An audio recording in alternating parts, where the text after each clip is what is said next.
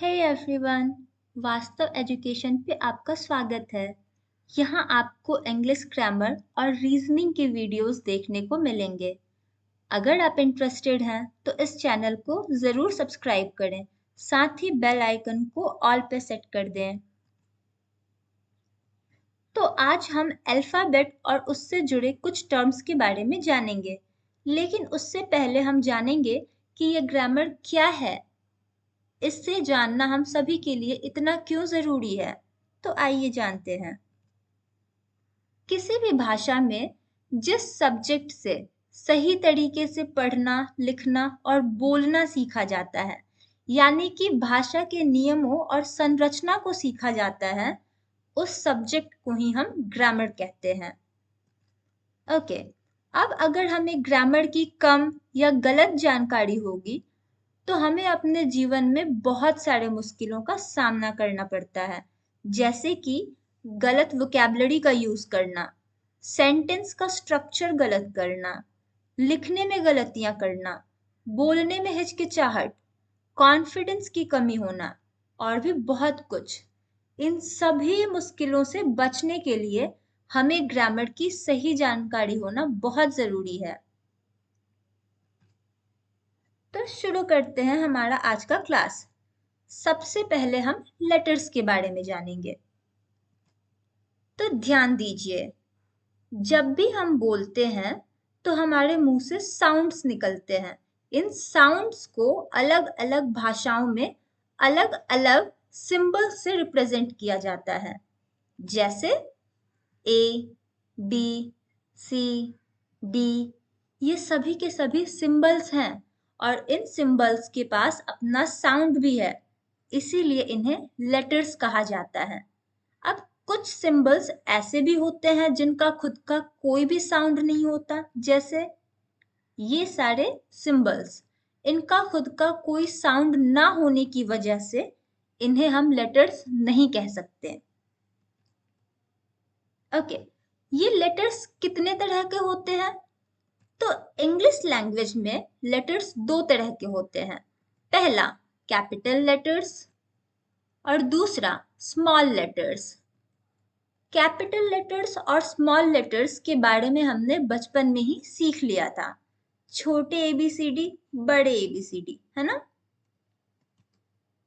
Okay, जिन letters के बारे में अभी-अभी हमने जाना है, इनकी संख्या कितनी होती है?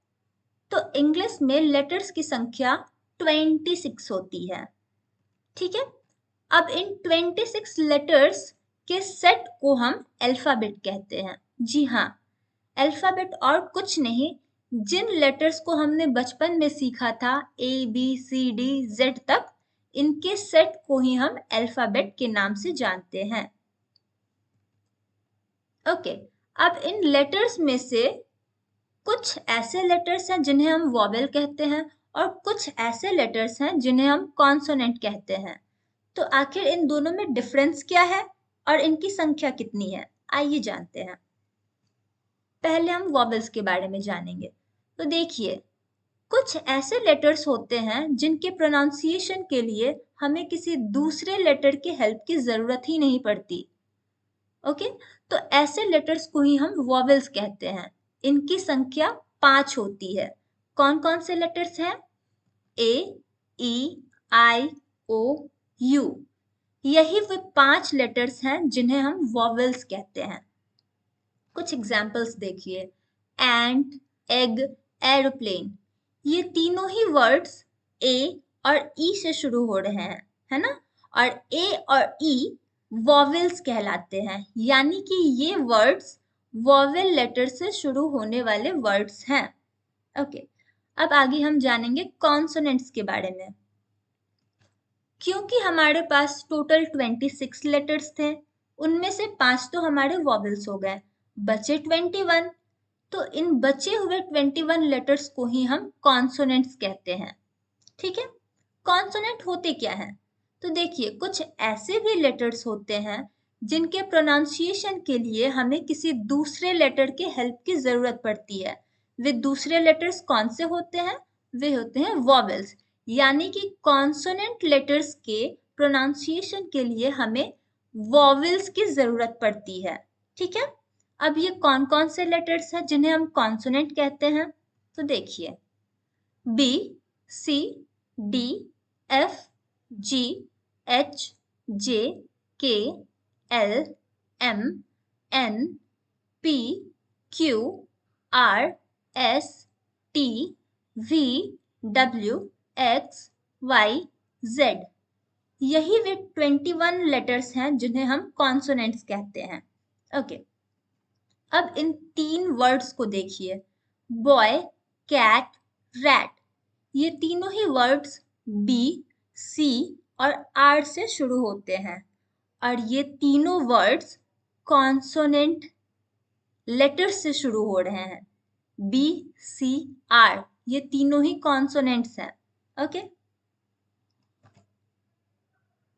ओके, तो अब तक हमने 26 लेटर्स में से 5 वॉवेल और 21 कॉन्सोनेंट्स के बारे में जाना है। लेकिन यहाँ कुछ ऐसे भी लेटर्स हैं जिनका यूज हम वॉवेल और कॉन्सोनेंट दोनों तरह से कर सकते हैं। क्या आप जानते हैं इसके बारे में? अगर आप जानते हैं तो कमेंट सेक्शन में बताइए वे कौन से लेटर्स हैं जिनका यूज हम वॉवेल और कॉन्सोनेंट दोनों तरह से कर सकते हैं। और अगर आप नहीं जानते तो कंटिन्यू करते हैं। तो हाँ, ऐसे 2 लेटर्स हैं जिनका यूज हम वॉवेल और कॉन्सोनेंट दोनों तरह से करते हैं और वे लेटर्स हैं W एंड Y। अब ऐसे लेटर्स को हम किस नाम से जानते हैं? तो इन लेटर्स को हम सेमी वॉवेल्स के नाम से जानते हैं, यानी कि वे लेटर्स जिनका यूज हम वॉवेल और कॉन्सोनेंट दोनों तरह से करते हैं, ऐसे लेटर्स को हम सेमी वॉवेल्स के नाम से जानते हैं। ओके, अब क्वेश्चन ये आता है कि ये W और Y कहाँ पे कॉन्सोनेंट होते हैं और कहाँ पे वॉवेल होते हैं? तो आइए जानते हैं। जब भी किसी वर्ड में W और Y वर्ड के बिल्कुल स्टार्ट में आते हैं, बिल्कुल शुरुआत में आते हैं, तो उस वर्ड में W और Y दोनों कॉन्सोनेंट कहलाते हैं। एग्जाम्पल देखते हैं, वॉक, वाटर, यस, योगर्ट। ये 4 वर्ड्स यहाँ पे W और Y इनका यूज बिल्कुल स्टार्ट में किया गया है। WALK, walk. इस वर्ड में W बिल्कुल पहले आया हुआ है ना? तो ऐसे वर्ड्स जहाँ पे W और Y का यूज बिल्कुल शुरुआत में किया जाता है, यहाँ ये कॉन्सोनेंट होते हैं। ओके, तो अब ये वॉवेल कहाँ पे होते हैं? आइए जानते हैं। जब भी किसी वर्ड के बीच में या फिर एंड में, लास्ट में W और Y का यूज किया जाता है, तो वहां वे वॉवेल कहलाते हैं, है ना? एग्जाम्पल देखते हैं, now, cow, slowly, play, fly. इन सारे वर्ड्स में W और Y का यूज या तो बीच में किया गया है या फिर लास्ट में किया गया है और इसीलिए यहाँ पे ये वॉवेल की तरह यूज किए गए हैं। ओके, अब ये वर्ड क्या होता है ना? तो जानते हैं इसके बारे में। देखिए, हमने जिन लेटर्स के बारे में पढ़ा है, उन लेटर्स का एक ऐसा ग्रुप जिनका कोई मीनिंग बनता हो, उन्हें ही हम वर्ड कहते हैं। एग्जाम्पल से समझते हैं। देखिए, टीचर, टीचर टोटल 7 लेटर से बना हुआ एक ग्रुप है ना? TEACHER, ये टोटल 7 लेटर से मिल करके बना हुआ एक ग्रुप है और इनका एक अपना मीनिंग भी है। टीचर का अर्थ होता है गुरु, शिक्षक, है ना? तो इनका मीनिंग भी है और साथ ही ये ग्रुप ऑफ लेटर्स भी हैं, इसीलिए इन्हें वर्ड कहा जाएगा। वैसे ही चेयर, CHAIR, यहाँ पे टोटल 5 लेटर्स हैं, है ना? यानी कि ये ग्रुप ऑफ लेटर्स तो हो गया। अब क्या इनका कोई मीनिंग भी है? बिल्कुल, इनका मीनिंग है चेयर। चेयर का मतलब होता है कुर्सी, है ना? ये एक फर्नीचर है, तो इसका भी मीनिंग है, यानी कि चेयर भी एक वर्ड है। अब कुछ और एग्जाम्पल्स देखते हैं। यहाँ देखिए EHCTAER, ये ग्रुप ऑफ लेटर्स तो है, पर क्या इनका कोई मीनिंग बनता है? नहीं। अगर इनका मीनिंग नहीं बनता तो फिर चाहे ये लेटर्स के ग्रुप ही क्यों ना हो, इन्हें वर्ड हम नहीं कहेंगे, क्योंकि इनका कोई मीनिंग ही नहीं है। बिल्कुल वैसे ही HCIAR, ये भी ग्रुप ऑफ लेटर्स हैं, पर इनका भी कोई मीनिंग नहीं है, और क्योंकि इनका भी कोई मीनिंग नहीं है, इन्हें हम वर्ड नहीं कहेंगे। तो डिफरेंस समझे? ऐसे ग्रुप ऑफ लेटर्स जिनका कोई मीनिंग हो, सिर्फ उन्हें ही वर्ड कहा जाएगा। लेकिन अगर ग्रुप ऑफ लेटर्स तो है, पर उनका कोई मीनिंग नहीं बनता, तो उन्हें हम वर्ड नहीं कहेंगे। ओके, नेक्स्ट आगे हम जानेंगे सेंटेंस के बारे में। सेंटेंस क्या होता है? तो देखिए, सेंटेंस कुछ वर्ड्स के ग्रुप को कहते हैं जिनका कोई कंप्लीट मीनिंग बनता हो, यानी कि ऐसे वर्ड्स का एक ग्रुप जिनका कोई पूरा पूरा अर्थ निकलता है, उन्हें ही सेंटेंस कहेंगे। आइए एग्जाम्पल से समझते हैं। माई फादर रीड्स न्यूज़पेपर, यहाँ पे टोटल 4 वर्ड्स हैं। माई फादर रीड्स न्यूज़पेपर, और इनका एक पूरा पूरा मीनिंग भी आ रहा है। मेरे पिताजी समाचार पत्र पढ़ते हैं, है ना? यानी कि इन ग्रुप ऑफ वर्ड्स का एक कंप्लीट मीनिंग भी आ रहा है, और इसीलिए इन्हें हम सेंटेंस कह सकते हैं। ओके, एक और एग्जांपल देखते हैं। माय फादर न्यूज़पेपर रीड्स, यहाँ भी 4 वर्ड्स हैं, यानी कि ग्रुप ऑफ वर्ड्स तो बन रहा है, लेकिन क्या कोई कंप्लीट सेंस आ रहा है? देखते हैं। माय फादर न्यूज़पेपर रीड्स, अरे नहीं, यहाँ तो स्ट्रक्चर ही गलत है, और इसीलिए इसका कोई कंप्लीट मीनिंग बन ही नहीं रहा, और इसी वजह से इसे हम सेंटेंस नहीं कह सकते। ठीक है? ओके, तो अब तक हमने जो भी सीखा है उनका एक क्विक रिवीजन करेंगे। तो सबसे पहले हमने जाना था लेटर के बारे में। लेटर क्या है? ऐसे सिंबल जिनका खुद का कोई साउंड होता हो, उन्हें ही लेटर कहते हैं। एग्जाम्पल है A, B। ठीक है? इसके बाद हमने जाना था अल्फाबेट के बारे में। जिन लेटर्स को अभी हमने पढ़ा है, उनके सेट को ही तो हम अल्फाबेट कहते हैं ना, यानी 26 लेटर्स के सेट को हम अल्फाबेट कहते हैं। नेक्स्ट हमने जाना था वॉवल्स के बारे में। अब इन 26 लेटर्स में से 5 ऐसे लेटर्स हैं जिन्हें हम वॉवल कहते हैं। वे कौन कौन से लेटर्स हैं? A, E, I, O, U। जी हाँ, यही वे 5 लेटर्स हैं जिन्हें हम वॉवल कहते हैं। इसके बाद हमने जाना था कॉन्सोनेंट्स के बारे में। तो 26 लेटर्स, उनमें से 5 तो वॉवल्स हो गए, बाकी बचे हुए लेटर्स को ही हम कॉन्सोनेंट्स कहते हैं। ठीक है? अब आपके लिए एक काम, तो आपको 5 वॉवेल से शुरू होने वाले और 5 कॉन्सोनेंट से शुरू होने वाले वर्ड्स बताने हैं। ठीक है? नेक्स्ट हमने जाना था सेमी वॉवेल्स के बारे में, यानी कि ऐसे लेटर्स जिनका यूज हम वॉवेल और कॉन्सोनेंट दोनों तरह से कर सकते हैं। वे कौन कौन से लेटर्स हैं? W and Y। ठीक है? एक और काम आपके लिए, वर्ड WRONG यानी कि रॉन्ग और हैप्पी, इन दोनों वर्ड में W और Y ये दोनों कहाँ वॉवेल है और कहाँ कॉन्सोनेंट है, ये आपको बताना है।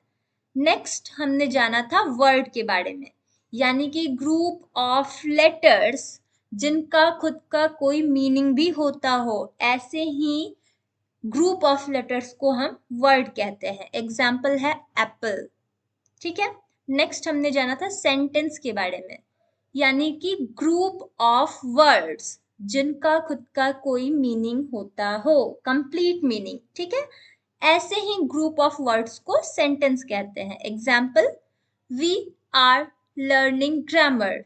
ओके, अब हम लोग जानेंगे एक बहुत ही इंटरेस्टिंग फैक्ट के बारे में, जो कि जुड़ा हुआ है लेटर सी से। ठीक है,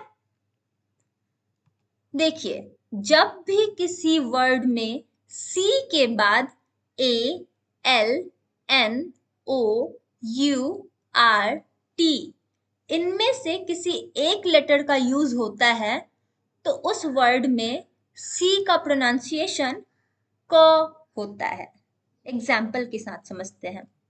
देखिए CAR कार, इस वर्ड में सी लेटर के बाद हमने ए लेटर का यूज किया है और सी के साथ ए आते ही इसका प्रोनाउंसिएशन क जैसा है, कार्ड, क।